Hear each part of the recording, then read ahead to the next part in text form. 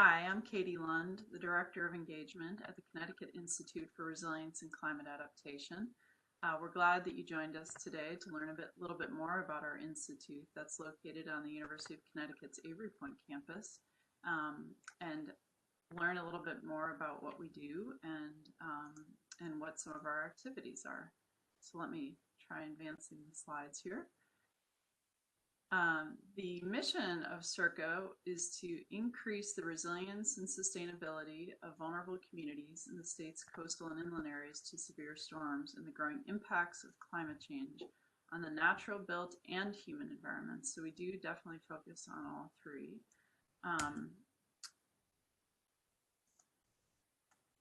Our institute is networked and in partnership with many different organizations. Primarily, we focus on transferring research from UConn faculty to the needs in terms of climate resilience and adaptation needs of municipalities. And we do that in a variety of ways that I'll go over in this video. But we also do this through partnerships that are important with federal agencies, nonprofits, the private sector, consultants, engineers, different academic institutions beyond just the University of Connecticut. We have several projects that support faculty at other universities. And importantly, as I said at the beginning of this video, we have direct partnership with the Connecticut Department of Energy and Environmental Protection, or CTD, but we also have a partnership with other state agencies too, and these partnerships are getting stronger as the years go on. The focus of CIRCA, that we have 6 primary focus areas: critical infrastructure, inland flooding, green infrastructure and living shorelines. We have several projects that address coastal flooding and sea level rise. And then we also translate some of the research in these areas to policy and planning initiatives. CIRCA began in 2014, importantly, through the establishment of 3 grant programs through this funding from DEEP. We coordinated a municipal resilience grant program, and through that program we were able to provide 18 grants totaling close to $750,000 to 10 municipalities and 5 regional councils of governments. These municipal grants could be awarded to municipalities or COGs. The second pool of grant money that we provided was through a matching funds grant program, where we were able to award 11 grants for a total of $330,000. But importantly, these grants, these matching fund grants, provided 25% of an applicant's primary award. So while we awarded $330,000, we were able to leverage over $1 million through these matching fund grant awards.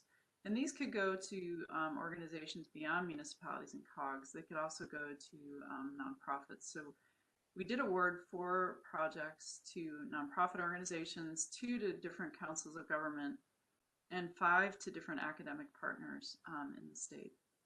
And then our final pool of money was to go to research grants, where we were able to award 7 different projects, primarily to 5 departments and 11 faculty teams that totaled over $550,000. So these were important in the establishment of CIRCA because they increased partnerships and leveraged additional support for resilience planning. The projects that we funded were geographically diverse, and so we were able to focus funding not just on coastal areas but also inland areas as well. And this map shows the COGs that we funded in the transparent polygons, and then the municipal direct awards directly to municipalities is shown in this map through the solid polygons, and you can see most of those were actually in coastal areas. And then the stars are for the different faculty that were awarded grants on both the UConn Stores campus and also at the UConn School of Law. And these grants, they provided seed funding for a lot of different types of projects, but in some ways the deliverables were diverse. We were able to fund projects that produced final reports that were more kind of hands-on design and training manuals. We had a green infrastructure handbook in the city of Hartford that was funded to support their climate initiative. In New Haven, as an example, we were able to fund a toolbox for more commercial and industrial properties that wanted to address different aspects of resilience on these properties in the city of New Haven. And then so beyond just kind of these more user-friendly projects, we also had several grants that funded final reports where they were doing different types of analysis and assessment. One that I pulled out here was for the Southeastern Connecticut Council of Governments, and they produced a final report that looked at the critical facilities in each of the municipalities within that COG and tried to come up with a series of strategies for improving resilience and adaptation of these critical facilities. And then finally, we actually were able to fund some on-the-ground, hands-on efforts pictured here in the town of Milford, where volunteers were out planting dune grass to build up some of their approach to more green infrastructure, as well as an important resilience installation of reef balls in Stratford, where we were able to partner and fund Sacred Heart University faculty who are doing different research on the effectiveness of using these reef balls for improving shoreline resilience. So these grants were administered from 2014 to 2019, and that was an important part of the initial establishment of CIRCA. You know, that's the money that we gave out to support resilience activities, but CIRCA also has its own funding to do resilience planning, and we primarily do it in 4 different areas through planning and technical tools. We're out in the field doing different types of research to gather information, and we carry out a variety of different engagement activities. So here's our director, Professor Jim O'Donnell in the Marine Sciences Department, but he's CIRCA's executive director. And this is just an example of how Jim does go out with teams of different students and postdocs and faculty and deploys instruments. We also not only do research offshore in Long Island Sound, but we have a variety of different projects doing research and monitoring inland areas as well. And these types of projects, you know, not only in the field, but we also do research that looks at, as this example is looking at CIRCA's highlighted research that was important for sea level rise projections, where this wasn't necessarily out doing installations and doing gathering data, but it was looking at different models for sea level rise projections on a global scale and downscaling them to the state of Connecticut. And this was important research that came out in 2019 as an example of how CIRCA's analysis was able to provide guidance to the state of Connecticut for planning up to 20 inches or 50 centimeters of sea level rise by 2050. And this became part of a legislative authority for the state of Connecticut through the Senate Bill number 7 and Public Act 1882 that got implemented in 2019. And the suggestion is that this type of analysis be revisited every 10 years. So this is something that CIRCA's out in the field doing, but we're also trying to provide policy and planning guidance. And this I guess, diagram is used to illustrate how we are layering both data in the field and some modeling analysis to help with planning decisions. Another example of how we have funded faculty research, this is Dr. Angie Seth in the Department of Geography, who had a team of researchers trying to downscale precipitation and temperature projections for the state of Connecticut, and they came out also with a report in 2019, which was important because these are being used currently in the state of Connecticut's planning that's happening through the Governor's Council on Climate Change. So CIRCA's research is really directly influencing current policy. And we try and make the results of our research really as user-friendly as possible through things like fact sheets that are illustrated here and available through our website, or more technical white papers. These are examples that came out in 2018 through a partnership, an important partnership with faculty at the UConn School of Law, and they're being used to implement and guide policy decisions and planning at the local level for municipalities wanting to deal and address different floodplain building elevation standards and height restrictions for construction. So these are examples, both fact sheets, white papers, and also an example of how CIRCA translates its research is to create mapping tools. So we have several different data viewers and mapping tools that illustrate and in more of a visual way some of the data to address coastal resilience and inland resilience topics as well. This shows our sea level rise and storm surge map viewer that looks at different flood events with projections of sea level rise included in the estimates. So you can find the results of many of these projects that I've described, both our grant projects and some of CIRCA's projects on our website, circa.uconn.edu. I'll just note, it's important to note that several of these projects do support not just faculty, but also students as well. And so one of our, the images I showed earlier in the video was of a student out doing field work. So currently in 2020, we have 6 different projects and research teams that involve not just 7 faculty, but 6 undergrad and grad students and 3 postdoc students. And in 2017 through 2018, we actually had over 20 faculty involved, but over 30 grad students and 16 undergrads and 6 postdocs involved in our work. So, CIRCA networks, this faculty research, but it's also important to point out that through the University of Connecticut, we're also able to support the education and research of different students as well. I mentioned planning tools, technical tools, and some of the field research, but we also have a big focus at CIRCA on engagement activities. And we do this through a variety of different activities, smaller workshops, different kinds of map charrettes.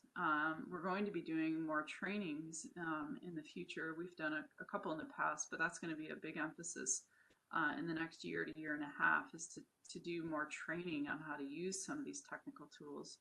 We've hosted 2 larger summits that bring together close to 200 people and provide the opportunity for discussion and breakout sessions through these larger summits, and bring different keynote speakers, as is illustrated on this slide that shows the commissioner at Connecticut Deep, Katie Dykes, who was able to speak at one of our summits, and our more recent one featured some remarks by U.S. Senator Chris Murphy. So we're able to hold these larger events and smaller kind of work group meetings and workshops to address different topics of resilience and bring together partners to help talk about some of these solutions and strategies on how the state can address some of these important issues. We also serve on different advisory committees. I think I mentioned earlier in the video the Connecticut Governor's Council on Climate Change. We're a part of all of their 7 different work groups and provide input on those. And we coordinate regularly with the state agencies fostering resilience. So we have meetings in Hartford with some of the key agencies that are addressing different resilience-related topics. So we do that pretty regularly with state agencies as an example of some of those partnerships. And finally, I just want to highlight one of our important engagement activities are webinars. Most recently, we had a webinar series in the month of September on the topic of climate change and public health. And these are opportunities to reach broad audiences of people and bring in speakers from outside the University of Connecticut who have expertise on timely issues that we can bring in and network and really get the word out to a wider audience. So we try and do these pretty regularly. Like I said, we had a series, our first series in the month of September, but previously we had a monthly webinar series, and we'll be continuing webinars throughout 2020 and 2021. In 2020 and 2021, our focus primarily at CIRCA is on a project that we like to refer to as Resilient Connecticut. And this project is focused in New Haven and Fairfield counties. It actually began in 2018 with activities starting more earnestly in 2019. And this project will continue through the spring of 2022. One of the main focuses of the Resilient Connecticut project, and I won't speak too much on this because we have a separate video on the Resilient Connecticut project, but we are doing a climate vulnerability assessment for these two counties to help determine some of the sensitivity and exposure for a variety of different climate indicators. It's looking at the physical aspects, heat, and sea level rise, as well as some of the social and built aspects of vulnerable communities. This shows a draft map of some of the initial results of this type of vulnerability index. So it brings together information and identifies areas of vulnerability through red or more sensitive hotspots.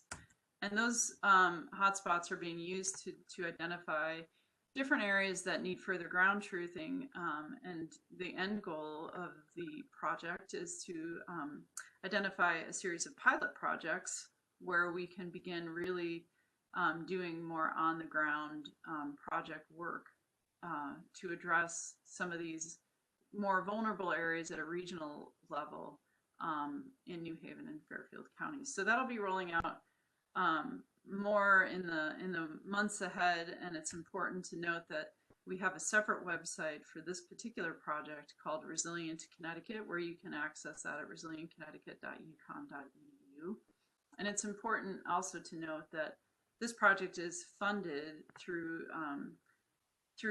the Department of Housing and Urban Development, and the grant is being administered for this work through Connecticut's Department of Housing. So there's additional partnerships at a state and federal level that are definitely worth recognizing here. And finally, I'll just wrap up by mentioning that CIRCA has a monthly newsletter. So if you're not already receiving these, we encourage you to sign up to receive the monthly Resilience Roundup, which provides highlights about different announcements and events and funding opportunities, along with monthly highlights of different local, state, and national resilience-related news. And you can do that at CIRCA's website, circa@uconn.edu, or through that Resilient Connecticut project website as well. And please connect with us. We encourage you not just to sign up for the Resilience Roundup, but to check us out on social media through our Facebook, Twitter, and also that YouTube page I mentioned, where you can sign up to receive alerts when additional videos like these get posted. So we appreciate you taking the time to learn a little bit more about CIRCA, and we hope to see you at one of our future events or webinars, as I mentioned. But thanks so much, and we'll look forward to hopefully seeing you soon.